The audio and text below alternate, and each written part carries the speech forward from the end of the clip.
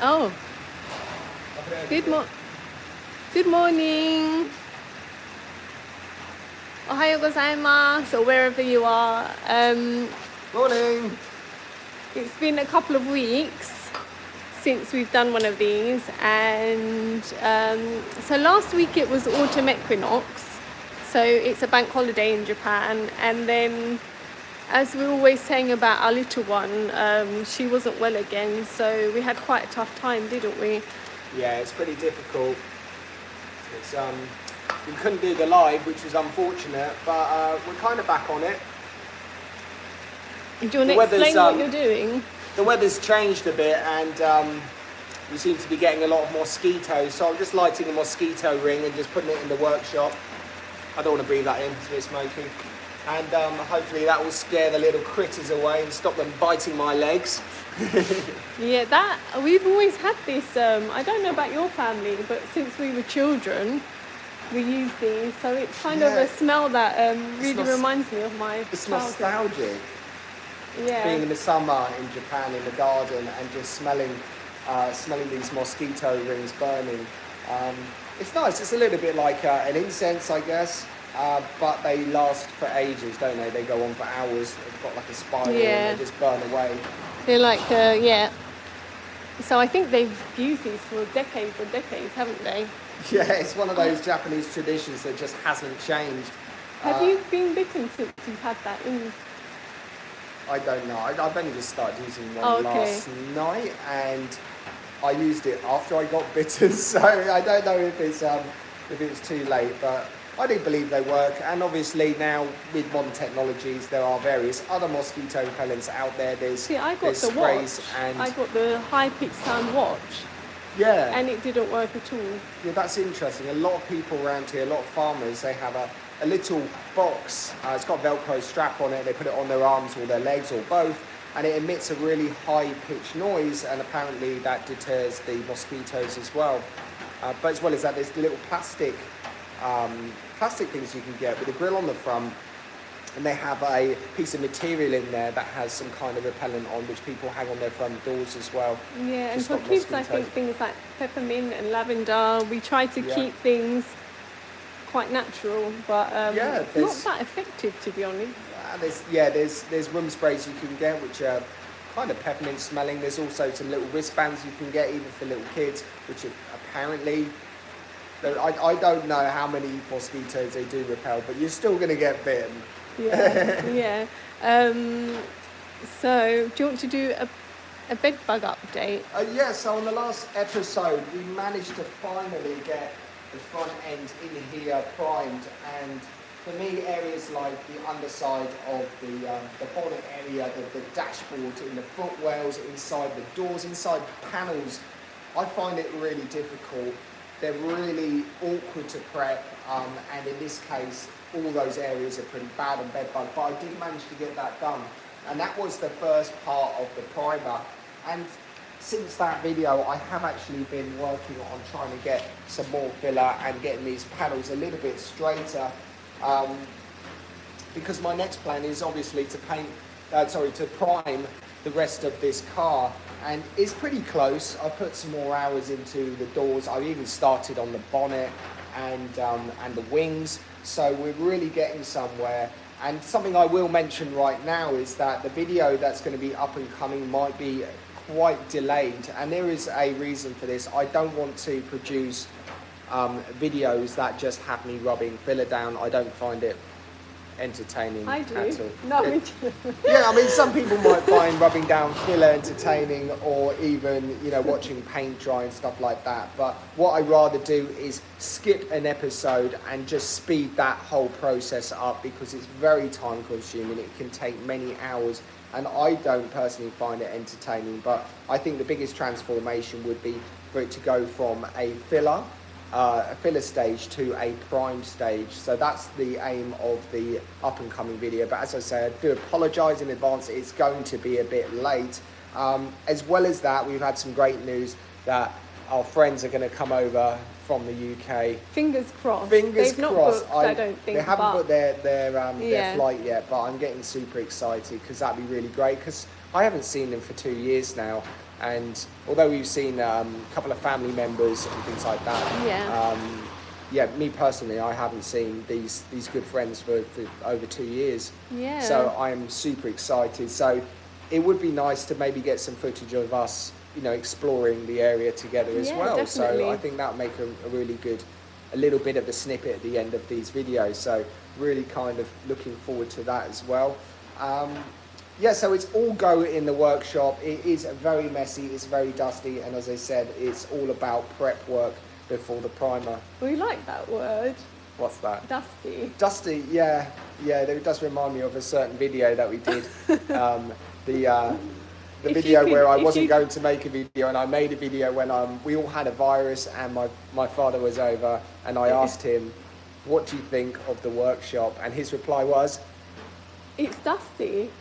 It's dusty. Yeah. That was it. Anyway, Lorraine from Australia says the old Mozzie coil. So I think they may probably use those there as well. So I'm guessing in Australia you use them as well. I mean, are they still in use? Have they got some kind of crazy modern technology, or are they still using this traditional mosquito coils? I mean, that's pretty interesting stuff. Wednesday is sushi days here. So, but we've had another message from someone from Brazil. I have, his name's Garage M7. I have 2 Beetle 67 and 2 VW Bus 71 and 91. Nice. What a collection. I mean, we are a bit fond of 67s here, I must admit. We do like our 1 year only cars. So I was taking your dress off the mosquito coil before you catch fire. Oh, yeah. Oh God, that would make it. That'd make a really good live. Maybe you'd finally go viral.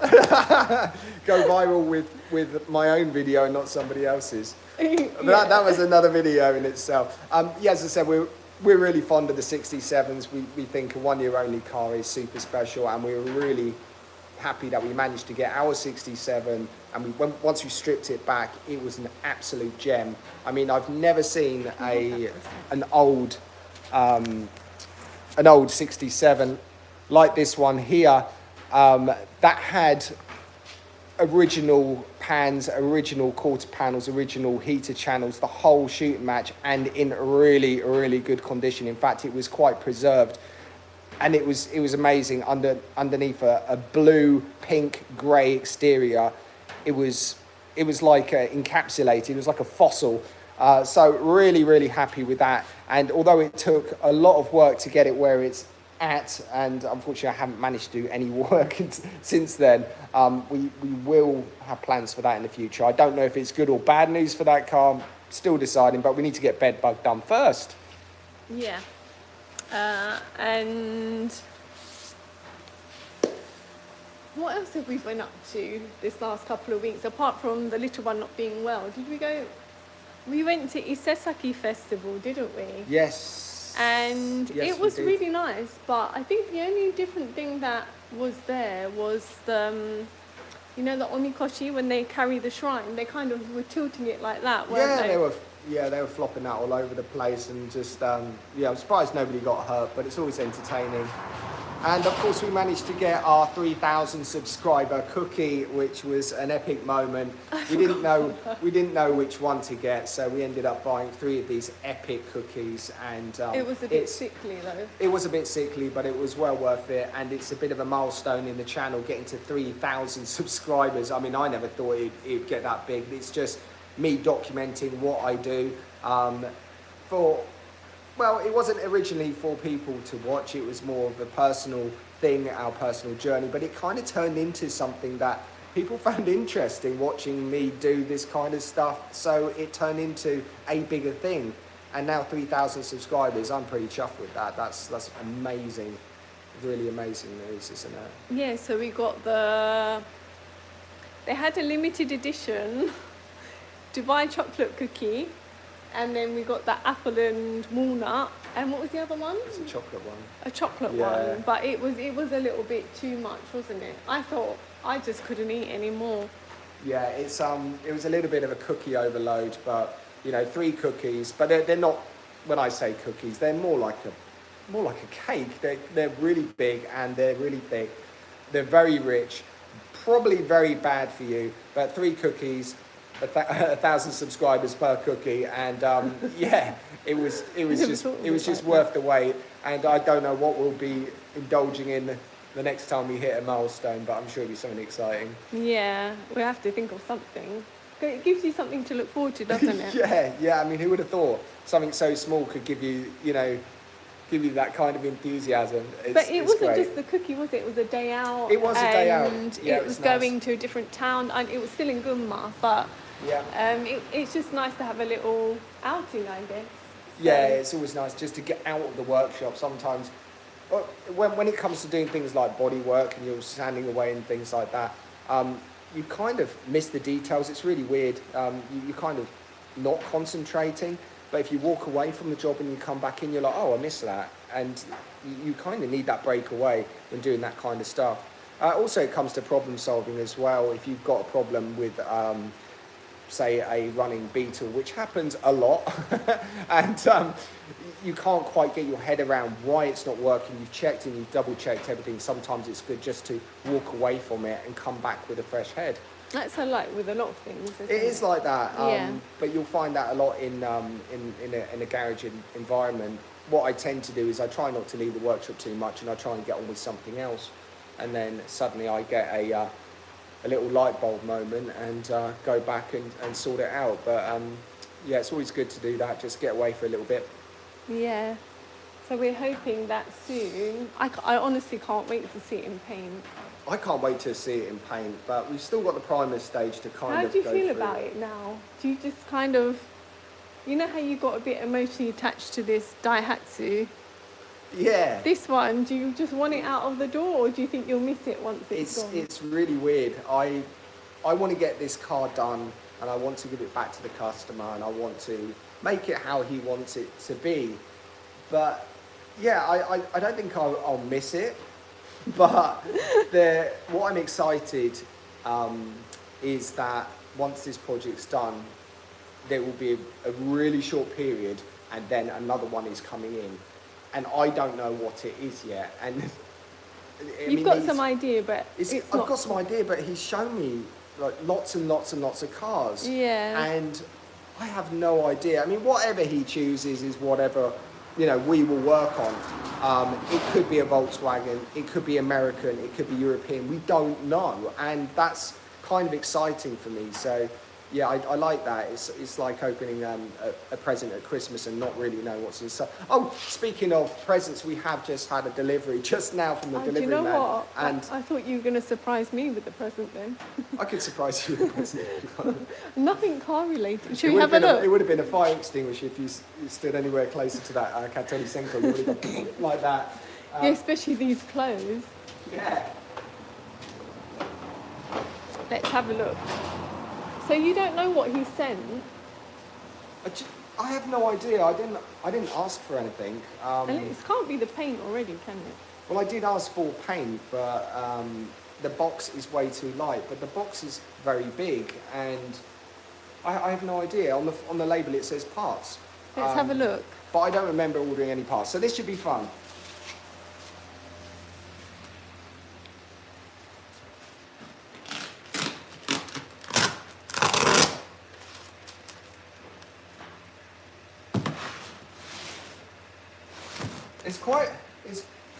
It's quite a big box, but it's very light, so.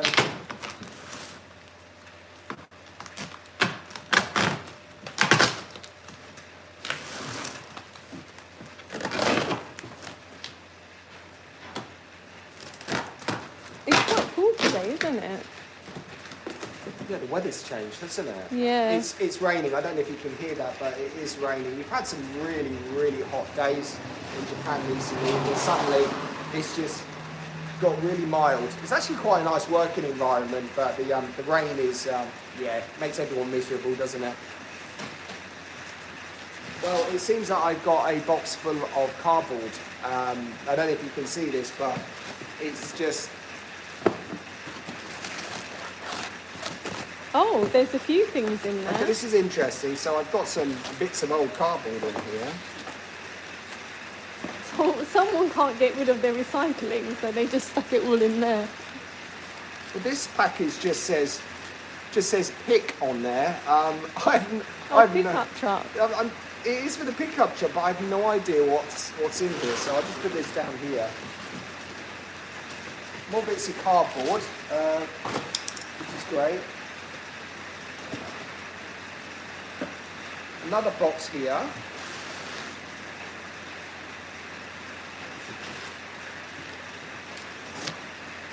Another one here. I mean, none of these boxes are like OE boxes. They are, I mean, that one's got Home Depot on there. Do they even have Home Depots in Japan? I think that this box is actually from another country. Open it. Right, I'm going for it. I'm opening it. I don't have patience like. Oh wow. Okay.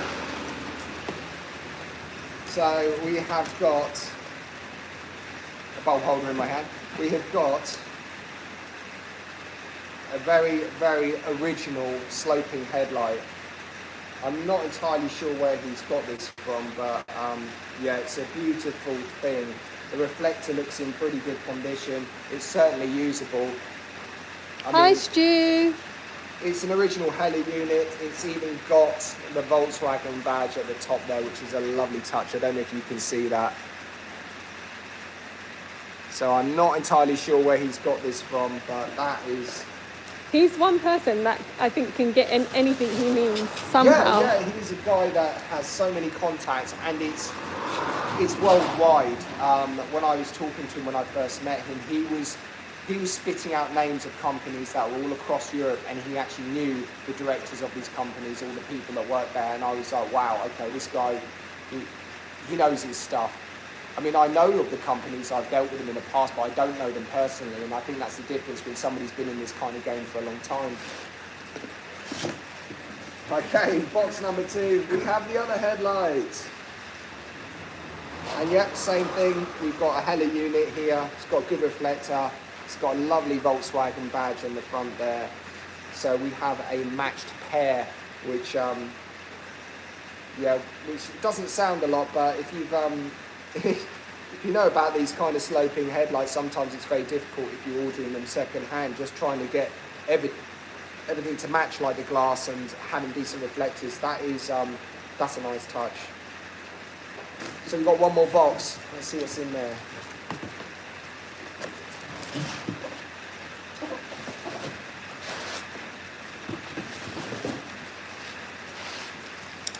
Oh, this one's quite light, so I'm not too sure. Maybe I should be opening this carefully, as if it's anything like the headlights. It's extremely rare and expensive. I shouldn't be really ripping this open.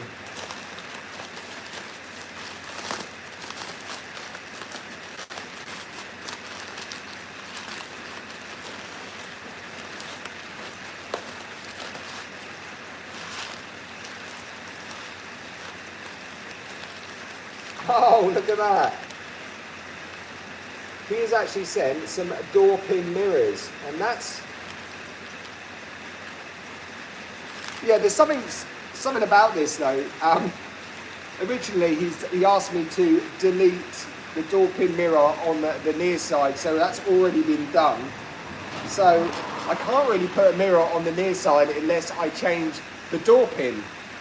And previously to this, he ordered some swan neck mirrors which fit on the front quarter panels, which are designed to go onto the trim, which he's asked me to remove the trim. So yeah, this should be interesting. I don't know if this will kind of hold back the whole paint situation, because if I've got to drift out those hinge pins on the top to put some adapters in for mirrors, that could actually be a little bit tricky. As you know, sometimes those pins do not remove very easily, and sometimes you have to go over sides and they require drilling. So I don't know which way he's going to go with this, but to now fit mirrors onto pins that don't have mirror mounts on is going to be pretty difficult. But that being said, do you know what I'm going to say? They're really nice, but I don't know why they're a different shape. Maybe you guys can tell me. What's the dealio with this one here? This is quite interesting to me. I've not seen one like this before. That kind of shape. I know a lot of you enthusiasts out there will be able to tell me straight away what's going on with this. It does Are they supposed to be different on each side? See, They sometimes have a different design.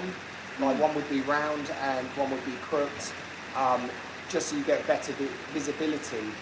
And I don't know if that changes on left and right hand drive ones, but I've seen a whole mismatch. But I've never seen a mismatch like this here before. But there seems to be something quite unique about this one here. It has some kind of extra fixing at the top here, which I don't really know a lot about. I'm sure the customer will tell me, or I'm sure you guys will tell me what the deal is with this. But there you go. We've got some door pin mirrors. And now I don't have any door pins that hold the mirrors. And I've also got, a big creepy crawly has just come out the side of this packet. What on earth?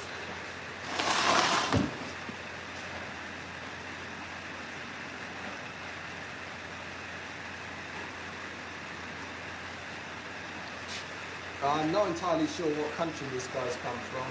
He's Oh!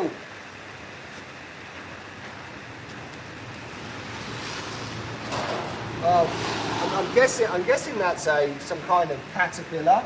I wasn't expecting that. It's also got some weird spike at the back there, which looks pretty dangerous to me. Yeah, he might have to go outside, I think. Do you think we should let him wild? I don't know how long he's been in that packet, and I'm not entirely sure where that packet's come from. I hope we're not kind of introducing Yeah, what if it's dangerous? dangerous insects into a country it doesn't belong to. Yeah, okay, I'll have to Google Lens that later to find out what creature that is. It looks like a caterpillar, but it is very chubby. He's not in a hurry to go anywhere anyway, is he? It's not, no. Lucky you saw that. Yeah, I almost put my knee on him. Or maybe you should have. So there we go, we've got another package. Really chuffed with that. We've got some headlights we can use. We still need It's to make going to look more car-like with the headlights. It will look very car-like. And something that's interesting with those headlights, this car is going to be designed about around a, I don't know if they call it a base model or a standard model, but basically Volkswagen created a no-frills Volkswagen that didn't have any trim and didn't have any chrome, and where it did have chrome it was black, like black accents. So it'd be interesting to see what happens with the headlights, because I've got a feeling that the bezels on the headlights, which are normally chrome, will be black on this model. So that'll be interesting as well. That'll be another thing that we'll have to prep and paint, but that's going to look very original, isn't it? It's going to look very original, but it's also going to look very different, because normally you wouldn't think about doing this. I know, I meant original as in not like anything else. Yeah, I think BedBug has gone beyond kind of looking normal now. I think we've created something that's that's totally original, totally different. Lorraine said don't let him loose. Okay, we won't let him loose. We're going to we'll do some investigation first. We have got a little insect house thing, haven't we? We have got an insect house, so he might have to live in there for a little while. I'm not too sure. We got a little cage. All the kids in Japan in the summer, they like collecting insects off trees and stuff. Yeah. And so we got one for our daughter. But this, what was it? It was some kind of beetle. Yeah, it's I think they call them stag beetles. It was a very large beetle. It was going crazy, wasn't it? Yeah, he just wanted to get out. We put him in his little house, and we gave him his food and everything else. Like, you get little jelly packs designed for these beetles, and they can yum on that and make themselves at home. But this guy, he was trying to fly around this tiny thing. I mean, they're quite big beetles, and he was just bashing himself about and then flipping himself over. And he was having a right stressful time, so we released him. Although they're kept as pets in Japan, I don't think. I think we got a bit of a wild one, didn't we? Yeah, this guy was he's totally kind of freaking out in there. So we can't have that. So yeah, we released him back into nature, and he flew off happily. Wednesday is sushi day. No frills. Volkswagen describes all classic Volkswagens. Yeah, that's right. If you are into all your mod cons, probably best not to have a Volkswagen. Although I have come across some Volkswagens that did have heating, so that was interesting. Oh, do they not normally have heating? They have heating, but you're very lucky if it works. And then on the flip side, you can also have the opposite, where the heating works, but you can't turn it off.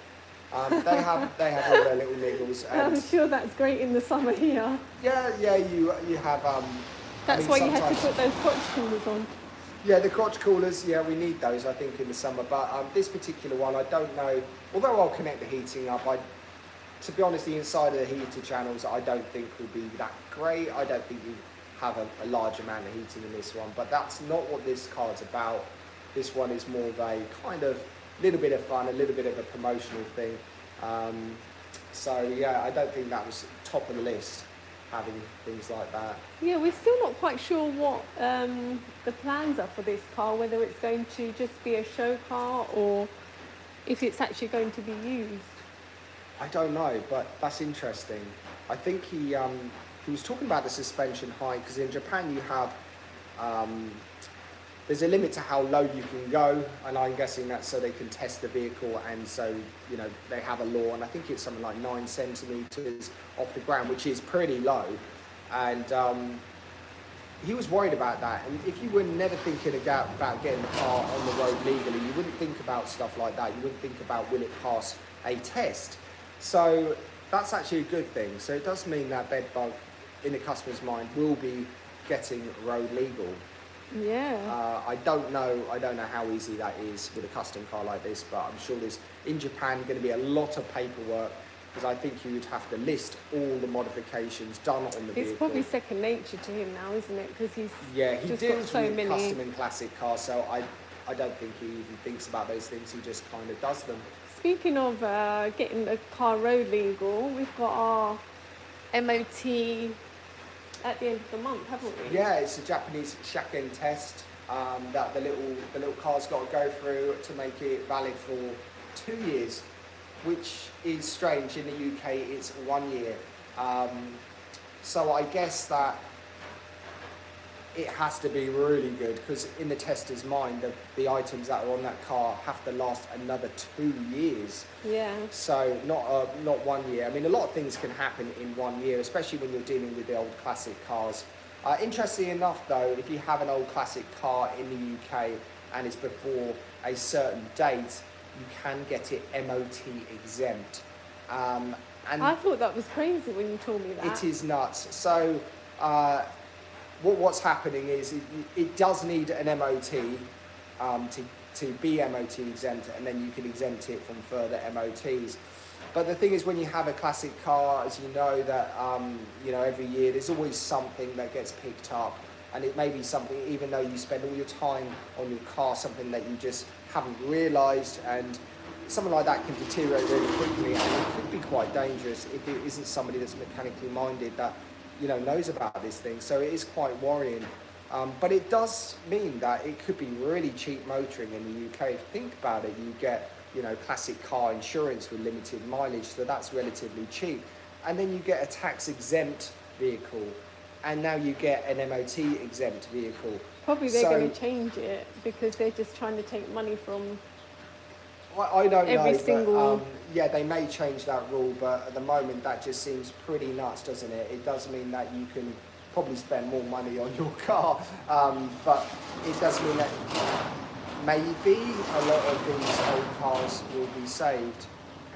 But also with the MOT exemption rule, does that mean a lot of cars that should never have gone back on the road are coming back on the road? Who knows? Because that could be quite scary as well. Yeah, I find it, in Japan, I find it quite difficult when basically everything that we do, because Japan is very, very rigid, isn't it? Their rules and the way they do things are very specific. And I think coming from the UK, it's been a bit difficult to adjust to this. And what I think I'm going to do is go to probably Yellow Hat, because I think that's where they do them, and just ask them what we need first, because probably I'll turn up, I don't even know if we need an appointment, or because we lived in a different prefecture the last time it was done, all the paperwork is with the last prefecture without this prefecture's name on it, and I can almost guarantee there will be something. They're going to say you need to go back to the last prefecture you live in and get a certificate, or they're going to say something. Yeah. So while we've still got a month, because it's the 30th of October, I think we should go there early and just make sure that we have, because if we do need to go there, then it's something we'll have to factor in sometime in the next month. So yeah, it's all quite... That'll be interesting, because that's the first time we've had to do that. But yeah, I don't know what's going to happen, so we're just going to have to just... But wherever we've gone, there's always been something we haven't got, or something, a comma in the wrong place, or although Japan is just full of modern technology, it's so behind in other places, and they kind of don't change things unless they have to. So paperwork over the years has just become more and more complicated, and to the point now where just the simplest things, it can take months to do, and a lot of form filling. I still remember when we first came here and I was filling in a form, and there's a place to write your name, and it had 2 boxes for your surname and your first name, and then they asked you to write your name again in another place on the form, the same form, and it didn't have 2 boxes, so I just put the names down. And she called me to the counter and said, "You've not put a comma between the names." And she called me up twice because of this reason, but because there was 2 boxes in one place which separated the names, I didn't realise. But it is that precise, isn't it? Everything has to be just done so well, and even if you do fudge it up and you get it wrong and you kind of scribble it out, that's no good. If you are going to scribble it out, you have to use a ruler, and it has to be straight. I made that mistake at the bank when I was filling in. I was at that point where I was like, I've written the address so many times, I can do it without copying. It's in my mind now. I tried to do it, and I missed out one letter, and I was scribbling. Oh, the lady in the bank panicked. She was like, "Stop!" And then she ran off to get a ruler, and she drew 2 lines through my mistake, and then she said, "Don't make a mistake again." And I was like, right, okay. So I just got my thing to copy it. But wow. It's very, very, it's just, I think just because we're from the UK, and I think people don't they don't care how many times you scribble on a form in the UK, do they? They also in the UK, a lot of this stuff's just filled out online. And a lot of this stuff, as you're typing it, is auto-filled. And you just click here, you click there, and it's done, it's sent. The thing that got me as well, if you want to set up a direct debit here, it can take 2 to 3 months. That is crazy. In the UK, you'd get it done within a few days. But I think they have so many procedures that they have to go through. There was a series that we were watching. What was that one called? Where the lady kept having lives over and over again. Oh, I'm not too sure. Yeah, I have to get back to you. But that was what it was like. Yeah, there was a lady working in the city hall, and she said if she wants to order a pen, it has to go through about 5 different departments before she can actually get her pen, because all these people need to authorise it on different levels. So you have to actually keep an eye on your pen to make sure it's not running out of ink, because the procedures take so long, and I don't even think it is probably a little bit of an exaggeration, it's a bit of a comedy, this one, but I can't, rebooted.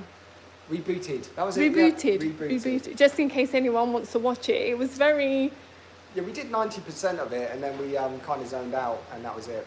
Yeah, as we do in most Japanese series. Yeah, we kind of tried to binge watch series, and then we kind of failed, don't we, at the end? Yeah, it was just the same story over and over again. But it was interesting. It was funny. The man that worked at the city hall, he had a shelf full of white shirts. Yeah. because when the customers get angry, they rip their shirts and then they just go and put another one on. It was just a silly thing. But when she said about the pen and having to put an order in so early because the amount of people that need to authorize it, I was just like, okay, I think it's funny, but there's a lot of truth in the amount of kind of, bureaucracy. That's what the system's like, you know, and it's like what we mentioned before about fax machines. You just don't see fax machines, but you'll see fax machines in most businesses in Japan. And there's emails and there's other ways of doing things, but they like their fax machines as the generation that is still using them now know how to use them. And that means it's efficient. Go on, sorry. Yeah, so that to me just blows my mind. I mean, a fax machine has been, in the UK, has been redundant for God knows how many years, and now you've got email. At least 5 years now. But if you haven't got the time to learn how to use a computer to send an email, then you'd use the fax machine. So why get rid of the fax machine in the first place? But this is the reason why we got rid of our fax machine at work was because the paper so many faxes were coming out, the paper was just flying all over the floor. And you know, like reports and stuff like that, they all get in muddled up order. So it was just so much easier once we switched to email. Game Killer says, what car are you working on? He's probably just tuning in, probably for the first time, I'm guessing. So this is our project BedBug. There is a playlist on YouTube for this one here. The front end is a 1956 oval Beetle, and the back end is a 50s International Traveller. This was imported from America to Japan in possibly the worst condition ever. And the customer is a bit of a custom kind of car guy, and he wanted us to transform it into something that he wanted, which did involve putting things like skylight windows into the roof, crotch coolers into the quarter panel, changing the rear window aperture, and even building a whole complete back end on the back of this one. So it has been quite a challenge, and currently I'm still doing the bodywork side of things, a lot of filling and a lot of prepping before it goes into primer. So what kind of car is it? It's a unique car. Yeah, let's just call it unique. She's called BedBug.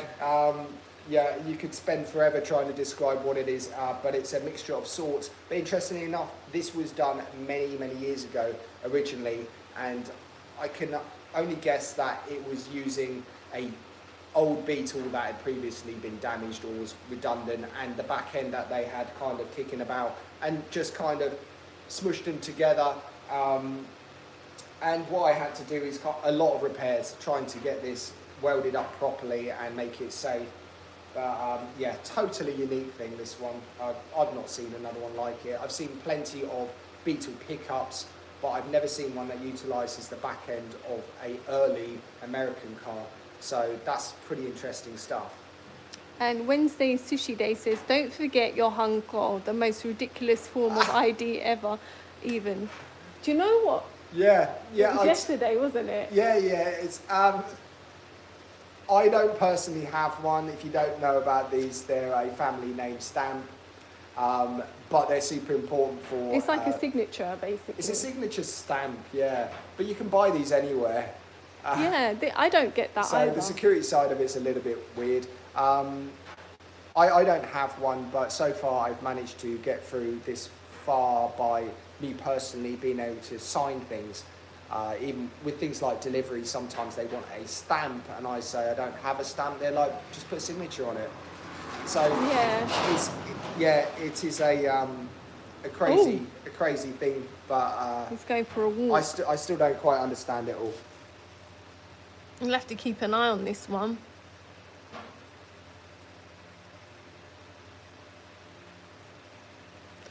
Yeah, so when my husband opened his bank account, they asked for this hanko, and they were like, oh no, you need it, and he said, I don't have it, and he was like, they just said, okay, then don't use it. So it was kind of like, do you really need it? You need it on you all the time. It's really important. Yeah, you don't need it.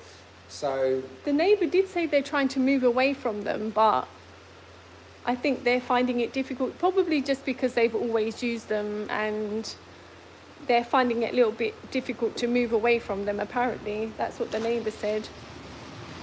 Lorraine says, bits are from bits and pieces. Bits are from bits and pieces. I think describing the car. That's exactly how you describe. His tail's wiggling. Oh. He's just realised that he's climbing into a clean paint pot.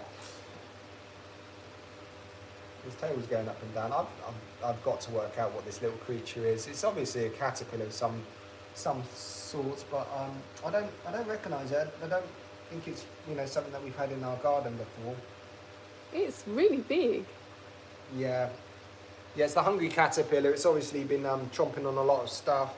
One good thing about winter, apart from those really big spiders, there's a lot less strange insects flying around, isn't there? Yeah, we've had some crazy insects, haven't we, here in Japan? There was that beetle, do you remember, in the room the other day? That noisy one. Yeah. Okay, so hopefully he's stuck in there for now until we work out. Probably our daughter would like it if he was in the little insect cage. I don't know what that's they right. eat, The only problem with things like these bugs and creatures, they obviously protect themselves. So some of them do have some fur on there or some spikes, which can give you a bit of a sting. But to stop them getting eaten by bigger predators. But I think for the time being, what I have to do is just Google Lens it, work out if it is native to Japan. And it has just been posted from down the road, which would be fine. If it's from another country, then we're going to have to kind of think about that. I don't know how it would have survived. There is in the newsletter, we get a newsletter twice a month. It did actually say there's a specific beetle. I did take a photo of it. I think it's damaging a lot of things, and there's a massive fine if you see one and you don't report it. That keeps coming around in the summer. I think that. I mean, the bugs can destroy complete ecosystems, and I think they're quite strict with it in Japan. But I think How did this one get Australia's quite strict with these kind of things, aren't they? When we it used comes to like watching that border force. I used to love that. There's some of the stuff that people try to bring into Australia, when it's pretty obvious that you can't bring it into any country, let alone one that doesn't want to have their ecosystem damaged. And it's Well, he's got in somehow, wherever he's from. Yeah, I'm hoping that he's from Japan and he's not going to cause us any problems. There's a chance that there could be a whole family of them in there, so I'll just have to look at that later. Richard says, hi from Richard in Adelaide again. BedBug's looking good. Would look nice painted like the old vans, two-tone black top, brown sides. A lot of people said about that. Yeah, do you know what? Two-toning. I'm a big fan. I do think Beetles look really cool two-tone. There's something about that shape, it just works. You've got that swage line and you can easily divide the colours. This customer has asked for this to be like that base model or basic model that I spoke about. So the whole thing will be completely black. But that's not something that can't be changed in the future. If he did want to two-tone it and wanted to go black and something else. I think he's actually quite set on black because now he's ordering the paint, so that's kind of it, isn't it? It is, but also with this rare base model thing that I keep talking about with no chrome, and I think it was only designed for the German market for a short period of time. And so it was totally no frills. It didn't even have carpet or anything like that. But he's got one. He's got one at his shop at the moment. And I think he wants to put something next to it. So this would actually look pretty cool. He'd have the saloon version and the pickup version of pretty much the same thing. And that would look pretty cool in his workshop. We've got Brad Turner. Hey, how do you pronounce your? I can't do it. Your. In American, they say y'all, y'all, y'all, Y-A-L. Y'all, yeah. Y'all. Yeah. Hello Hi. from Georgia. How you doing? That's great, isn't it? So we've got Australia and we've got America going on, and we've got Brazil going on today. Yeah, and maybe Wednesday sushi days in Japan.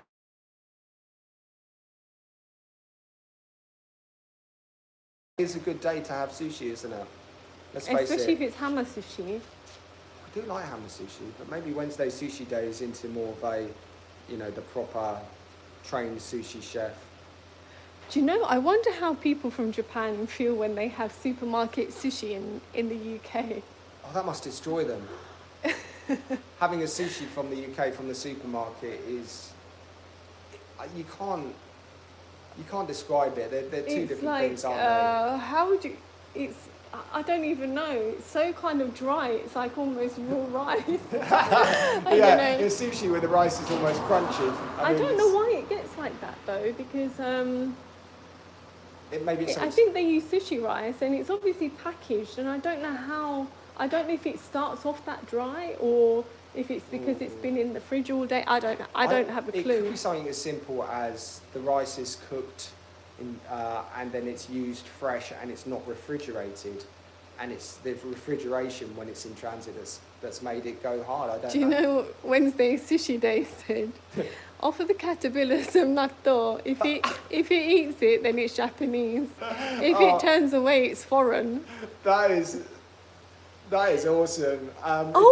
Let's get our friends to try natto while they're here. Let's see if they like it. Yeah.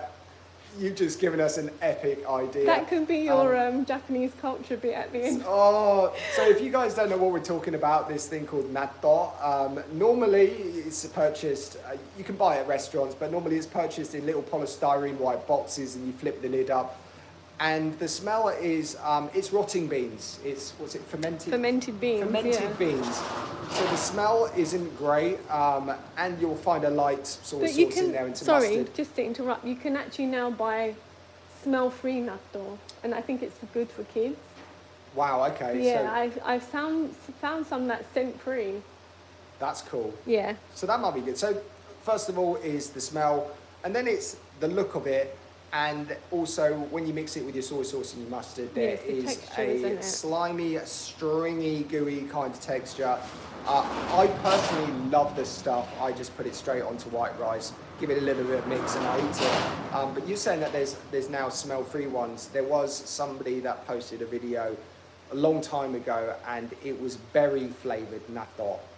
And I don't know if this is still available. But although it was probably scentless, but it had the flavour of berries, and that's interesting. But the stuff is considered pretty wrong by people that don't, that don't necessarily eat a lot of Japanese food. If they just the idea, I think they had it on a TV program. Yeah, I was about to say the moment that to eat it was I'm a celebrity, get me out of here. I know all the trashy TV. I'll be the expert at that. They have challenges. They've got a load of celebrities that go to Australia, and there was one vegetarian there, Boy George, wasn't it? Oh, was it Boy George? It was Boy George, and obviously they get them to eat, the meat eaters, they get them to eat all kinds of strange body parts. But Boy George, because he's vegetarian, they gave him this natto challenge, and I was thinking, hang on a minute. I mean, he was heaving, but I think it's probably because it was in a trial as well. But mentally, when you think of like fermented rotten beans, automatically, I think if you haven't had it growing up, you kind of have a bit of a... Yeah, I personally, I love this stuff. And in the UK, growing up, it was pretty difficult to get hold of. And it's expensive there. Yeah, and in the UK, it's expensive, but in Japan, it's not considered an expensive food. In fact, it's very reasonable. Yeah, you can get some, I think the cheapest I've seen them is around 50 yen. And that's compared to £5 for 3 in the UK. So it's about 25p compared to £5. But so this could be quite good though. So when our friends come over from the UK, if they do, fingers crossed. I mean, it's a little bit up in the air and it's a very, very short notice. They're just going to turn up anytime soon if they do come. We're going to do a little bit of a natto challenge. They don't know about this, obviously. Unless they watch this. They're asleep right now. I know that they're asleep. So they're not going to know about this, but we'll do a natto challenge. We'll purchase some natto and we're going to film it and we're going to get their expressions. And yeah, let's let them give us a taste review of some fine Japanese cuisine. So Wednesday is sushi day, and he said, no, I'm poor kappa sushi for me. See, I didn't realise that kappa sushi was cheaper than hama sushi. I didn't know that. Oh, is it really? It seems like we it went is. to Kappa Sushi. Yeah, the problem with And- me, because I don't like raw fish. And it was really busy, wasn't it? It was Yeah. really, really busy. But I couldn't eat much there. That's why we always end up in hama sushi, because they got other things that I hate to can eat say there. the Kappa Sushi wasn't memorable for me. I can't remember. I think did we go with my mum? I can't remember. I mean, I love sushi, and I do like the conveyor belt sushi as well. There's just something really cool about, ordering something and then it just come flying along, and then But you the just best one was when it gasp. came on the Shinkansen, with Yes. a bullet train. That was Yeah. in Saitama. All our food was arriving on a bullet train, and our daughter absolutely loved it. And there was something else it came on. Was it a car or something? Anyway, I'm not sure. Oh yeah. One of them had a dragster, and the plate was on the top, and there was another belt that had a train, a Shinkansen high-speed train with a plate on there. So it's a little bit of fun. If you do go to Japan, definitely. It makes you want to order more. And Yeah, especially it's when fun. you're trying to video it. Because as soon as the music plays, it's already there, and you're like faffing about with your phone trying to catch it, like zooming towards you. Yeah, So you yeah. just end up, ordering lots of stuff. It is, yeah, you do end up with plates stacked up like this. But interesting enough though, if you do come to Japan, you do try this kind of sushi place, and you may not like sushi, you may not like raw food or anything like that. Don't worry, give it a go anyway. A lot of these places, they'll do fried foods. You can get fried chicken, They also you can got get ramen fries, and you can get noodles. soups, Yeah. noodles. Chips. Yeah, and all those kind of things as well. Also puddings and drinks are available there, and alcohol. So They've also got tempura ones. If you're not, that's what I have. Yeah. If you're not keen on raw Yeah. food, So I mean, I like a bit of everything. So for me, something like that is ideal because you can just eat what you fancy. It's not like going to a restaurant and having a large plate of food and having to worry about what you do and don't like. With this, you just eat what you like, and I think it's a fab idea. It's great. yeah. And every so often they have limited edition things, so you get to try different things. Limited edition and yeah. seasonal things as well. Which Yeah. the seasonal things in Japan is crazy. Yeah. isn't So it, at the really? moment, is it sweet potatoes? Yeah, at the moment we're on sweet potato, but do you know what? I've seen the first. Is it persimmon? Kaki persimmon. in Kaki, yeah, in persimmon. Japanese. They've come out now.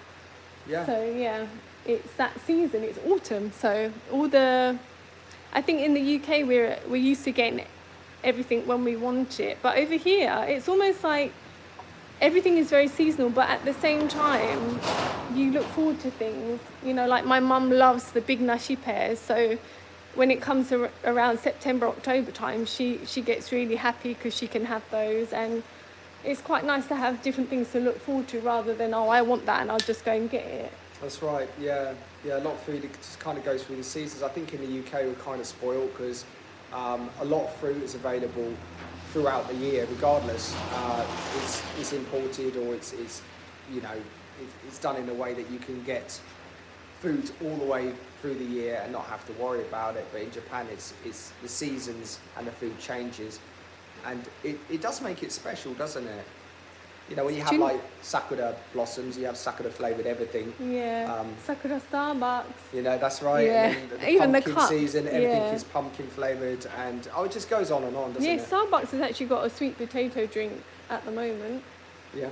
that I haven't tried yet. And Wednesday Sushi Day said, since some guys film themselves licking the sushi on the belt and putting it back, most stuff is made to order. What? Really? I hate to say it, but were they foreign or? Oh my god! Because we just see so much about misbehaving foreigners, and I think me and you do get Yeah. worried sometimes that we're gonna go away. Sorry, not you. guys, No, so no, there was no, a fly.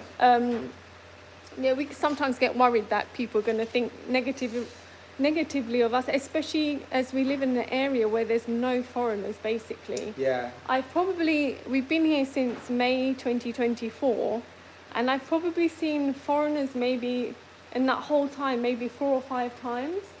Yeah, it's we're kind of off the beaten track. We're in a traditional part of Japan, and there's something really nice and beautiful about that. But we don't kind of misbehave like a. We try not to do anything We wrong. try not to do anything wrong. We try not to rock the boat or cause anybody else any problems. But something that's recently come up, and I don't like getting into the whole politics thing, but something that got me the other day is I saw something that flashed up of some people that have come to visit Japan, and they did go into an exclusion zone in Fukushima, and where it's radioactive, and they did some bad stuff. They were kind of breaking into around, people's houses and making tea and making tea in people's houses. And you've got to understand that these places, a lot of people lost their lives, and or they had to just get out as quickly as possible. It's quite a bad thing that's happened. It was a tragedy, and these people are making light of it just so they can get some more YouTube viewers. And it's really, I don't know, really it sad. kind of really, it's sad, and it rubs me up the wrong way. So if you guys do decide to go to a foreign country, just do what the Romans do. Just, be part, just see what they do and just act the same way. And in Japan, if you don't, you will be noticed. If you start misbehaving or being loud or inconsiderate or anything like that, you'll stick out like a sore thumb, and it will totally ruin your journey and and your Japan kind of thing. Just behave yourself. Yeah, I don't talk very loud, but I felt like I had to, sometimes when I was talking to you on the train, you had to kind of like, Naomi, just, because even though I'm not that loud, It's so easily it's done. so quiet, and I think I had to almost train myself, not a caterpillar or a fly It's or a whatever fly. it is, Getting all train bugged myself out to speak a little bit, well, almost whisper really. But just on another note, this is how Japanese this area is. I took my daughter to co-op, and my daughter dropped her handkerchief. I didn't realise she dropped it, but the lady that worked at the supermarket, she was calling my daughter's name, and I had a funny minute, because I was like, how the hell does she know my daughter's name, and why would she be calling us? And my daughter's handkerchief had her name on it, so she'd literally found the only foreigner, because our daughter's obviously got your surname, so our surnames, I should say, a foreign surname, and she found us because we were literally the only foreigners in the shop. So she, if it was a handkerchief that dropped with a Japanese person, they wouldn't have even bothered, I don't think, to look for the person. But she kind of knew straight away, and she was like, and I was like, I really, for a minute, I had to kind of think, what's happening? Why would she know my daughter's name? And it was just a funny moment, but that's how Japanese this area is. But also they're just so kind and such nice people, aren't they? The way that they would kind of... Yeah, they're so kind. They put in a little bag. They even put it in a little bag as well. I mean, and they came to find us. Just... Yeah, it's amazing. And also, these little things, I've noticed this at Belk. I haven't noticed it anywhere else, but when you shop in Belk and there's certain items, like for example, so there's 3 things that stick out in my mind. She was scanning the avocado, and she said, this avocado, I think she said poco poco, when it feels like it's got air in it and it's not a good one. She said, shall I go and change it? So they went to get me, they brought a selection of avocados, and they said, choose one. And then another time, I bought a loaf of bread, and the bag was ripped, but it wasn't ripped to the point where the air was going in or anything could have got in. It was just a slight rip on the packaging, and she said she called someone to come and change it. And then another lady, she was scanning the stuff, and she dropped the toothbrush, and she called someone to go and get another toothbrush. And I was just like, the customer service in Belk is really kind of... Well, you didn't mention that the toothbrush is in its packaging. Yeah, it was in its packaging. It's totally sealed, and yet the fact that the packaging containing the toothbrush had touched the floor. Can you imagine if that was the UK? They'll probably stamp on it and then give it to you. I don't know if you can say that. Wednesday Sushi Day is a couple of years ago. It was big news in Japan. Japanese guys, not foreigners for once. Wow. Wednesday Sushi Day. I'm assuming that you're Japanese. Because I know your English is very, very good, but I'm guessing that you're Japanese and you live in Japan. Because I think we've been very, very lucky. We've been accepted into this neighborhood just like I think any other Japanese person. You know, we're expected to do all the duties here, but also, you know, we're invited to things like funerals, which I guess they don't really have to, but they've kind of really, really let us integrate into the community, haven't they? We are we're getting there. It is difficult to kind of integrate when, you know, it's especially the language thing, isn't it? I've got a massive language barrier and I am working on it, but as I mentioned before, I'm not really speaking to anyone while I'm standing doing a cart in the workshop. I'm not getting out there and practicing. We do have some community stuff coming up.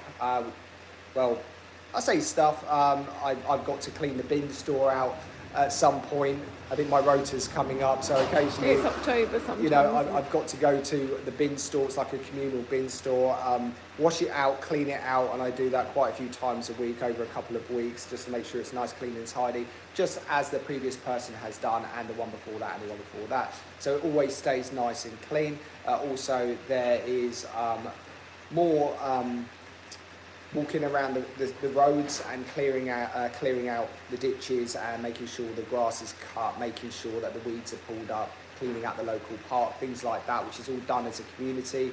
And also after that, there's like flower arranging to make some kind of poles with flowers coming down, all made out of paper, and these are used at a up-and-coming festival where they kind of hang them off the street lights and they kind of dangle down. It's really pretty, but all of those have to be handmade, so the whole community kind of gets together and they produce those stuff as well. So it's kind of full on. There is always something going on that you have to get involved in. It's strange because you do actually have to plan your life around these events. You can't... When my husband's friend said that they were coming over and they was talking about Sunday, we were really like, we cannot miss.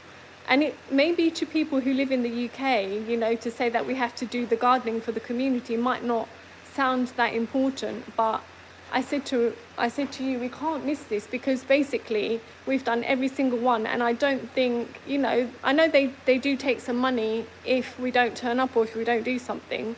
But I think it's more than that. We want to be part of the community. We don't want to start not doing the things that we're supposed to do. I just think we've been giving... It could probably make us look like, you know, not very nice people if we don't kind of do so this. I think... They're doing it, we have to do it, and that's just the way it is. And it's quite important. And we don't want to cause any type of friction or any problems with our lovely neighbours or anything like that. Yeah, and at the beginning of the year, they give you a calendar, but, you know, when things like funerals happen, if you do have plans, you are expected to cancel them, basically, aren't you? You have to go to 2 of the ceremonies, even if you don't know the person, just because of out of respect. So I was planning to meet my cousin, and then unfortunately one of the neighbours passed away, and they said, no, you have to. I think I was just nervous about going, and I was kind of almost like, you know, I have got plans that day, because I didn't know what to do, and I obviously don't like going to funerals, nobody does, but it's just, we've kind of know the system now, and we know what we have to do. Yeah. Oh, Wednesday Sushi Day is English. Awesome. And lives in Japan. Excellent. Oh, so yeah, that makes sense now when he says not foreigners for once. So he probably feels like that. we do about some of these stories that we read. They're just awful. Yeah, they are. They are awful. I wish people, no matter what country that people go to, they should behave themselves. That's all it is, and it will make your time there more pleasurable. It'd be fun. Yeah. It'd be, you know, you get some good memories. And it just seems like a shame that a lot of the younger generation that are getting into the whole vlogging and, you know, streaming live, you know, all the kind of platforms, and to get their views up, they're just doing some crazy stuff.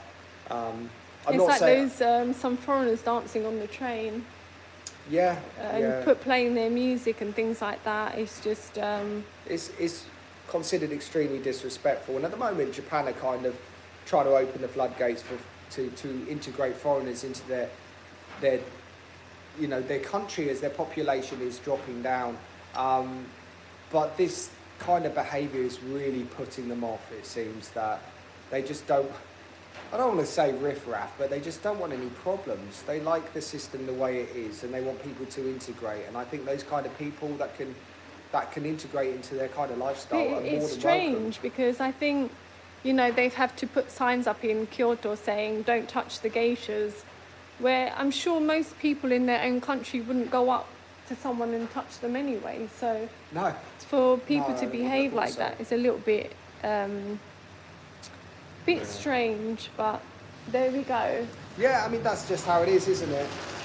It's just how, oh, my little friend's woken up.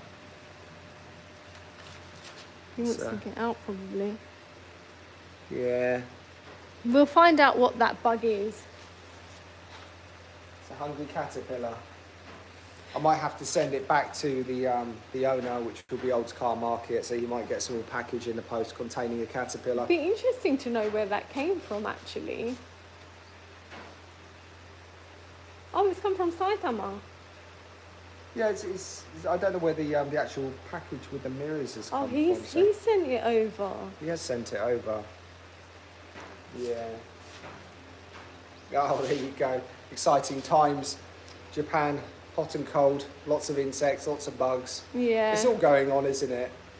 Yeah. Anyway, I think should we kind of head off? Yeah, I mean, this was a little bit unplanned, like a lot of our lives. You did want to and say about perhaps the video. Yeah, I did want to explain about, you know, the prep work on BedBug is taking a long time, and I really want to do that video of it getting primed. So to do that, I will have to do a lot of body work before the next video. So this week's video probably won't exist. It will probably be more like next week's video. But on top of that, we have our friends coming as well. So I don't know what's going to happen. It might kind of go a little bit weird, a little bit crazy, but hey, as long as it gets done, as long as you guys are happy, then, you know, what we could do is, if nothing does happen with BedBug, we could probably do a little live or just put up a short video on what we've been up to. Yeah. Yeah. Right. Should we say goodbye and goodbye from that caterpillar? Yeah. So that. Yeah.